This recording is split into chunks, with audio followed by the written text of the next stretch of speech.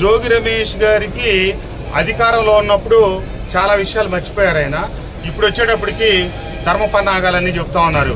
నా కుమారుడు అమెరికాలో చదువుకున్నాడు, నా కుమారుడు డెలాయిట్లో ఉద్యోగం చేశాడు, మళ్ళా ఇప్పుడు అమెరికా వెళ్దాం అనుకుంటే అరెస్ట్ చేశారని. మరి ఆ రోజున అమెరికాలో చదువుకొని ఉద్యోగం చేసే కుర్రోడిని ఇండియాకి ఎందుకు తీసుకొచ్చారు?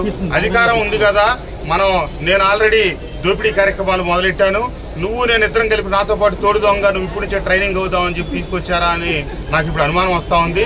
ఇప్పుడు ఆయన మీద అక్రమ కేసులు పెట్టారంటున్నారు. ఆ రోజు చంద్రబాబు నాయుడు గారిని ప్రశ్నించడానికి వెళ్ళానని చెప్పి చెప్తా ఉన్నారు.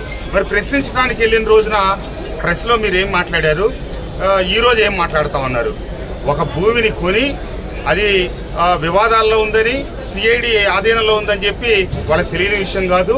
కావాలని చెప్పి వేరే సర్వే నెంబర్లో భూమి కొని పక్క ఆ సిఐడి భూములు ఏవైతే అగ్రిగోల్డ్ భూములు ఉన్నాయో దాన్ని ఆక్రమించి వాటిని అప్పనంగా అమ్మి ఈ రోజున కులం గురించి మాట్లాడుతూ ఉన్నాడు.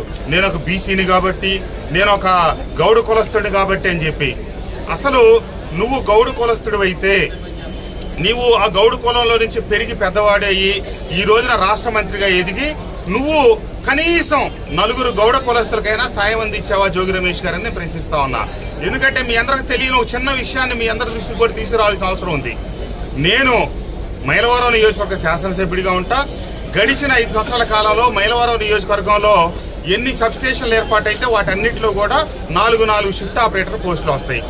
సరే, వాటన్నిటిని ఎస్సీలకి, బీసీలకి, ఎస్టీలకి, మైనార్టీలకు సంబంధించిన నిరుపేద కుటుంబాలు, మైలవరం నియోజకవర్గానికి సంబంధించిన కుటుంబాల వాళ్ళకే నేను ఇప్పించున్నాను. నేను వైఎస్ఆర్ కాంగ్రెస్ పార్టీకి దూరం అయినప్పటికీ శాసనసభ్యుడిగా ఉన్న కాలంలో ఇతగాడు మంత్రిగా ఎలగబెడతా. నేను గతంలోనే శాసనసభ్యుడిగా ఉన్నప్పుడే వెలగలేరు కాదు కౌలూరు సబ్స్టేషన్లో జీకొండూరుకు సంబంధించి ఒక పత్రికా సోదరుడు, ఒక ఎస్సీ నిరుపేద సోదరుడికి సంబంధించిన కుమారుడికి నేను అవకాశం ఇచ్చే ఇప్పుడే దాదాపుగా 7 మాసాలకు పూర్వం అతను 7 మాసాలు పనిచేశాడు. 1 మాసం కూడా జీతం పడలా. జీతం పడే నెలలో నేను వైఎస్ఆర్ కాంగ్రెస్ పార్టీకి దూరం అవటం, అప్పుడే ఇంకొక సబ్స్టేషన్ ఏర్పడితే దాంట్లో వచ్చే 4 ఉద్యోగాలు, మొత్తం 5 ఉద్యోగాలు ఏమైతే బేతపూడి నరసయ్య కుమారుడిని తొలగించి తనకు అనుకూలమైన ఒక కుర్రోడిని అక్కడ వేశాడు. ఈ కుర్రోడు 7 నెలల బట్టి పనిచేస్తుంటే కూడా చూడకుండా అతన్ని తీపిచ్చి తినకి అనుకూలమైన ఒకటి, అట్లాగే ఇంకో 4 ఈ పోస్టులు కొత్త చోట వేయించాడు. ఎవరో వేయించాడు అంటే ఒకళ్ళు ఎక్కడో ఖమ్మం అంట, లేకపోతే ఇంకొకళ్ళు ఎవరో విజయవాడ, లేకపోతే ఒంగోలు ఏదేదో చెప్పారు. అంతే తెప్పించి మైలవరం నియోజకవర్గానికి సంబంధించిన ఒక్క కుర్రోడు కూడా ఉద్యోగం ఇప్పించపోలా. సరే, ఇప్పించపోయినందుకు కాదు, లేకపోతే జీకొండూరు కుర్రోడికి ఇప్పించాడని కాదు, కానీ ఈ 5 పోస్టులు 7/5 35 లక్షలకు జోగి రమేష్ గారు అమ్మటం జరిగింది. నేను మళ్ళీ రెండోసారి కూటమి అధికారంలోకి రావడం, నేను గెలిచిన తర్వాత సంబంధిత అధికారులను పిలిచి ఎప్పుడో 7 మాసాల క్రితం ఒక ఎస్సీ దళిత బిడ్డకు ఉద్యోగం ఇస్తే అతన్ని తీసి మీరు కొత్త కుర్రోడు ఎందుకు పెట్టారు, తక్షణం తొలగించి ఆ పాత కుర్రోడినే ఉద్యోగ నియామకం చేయమని చెప్పారు. వెంటనే చేశారు.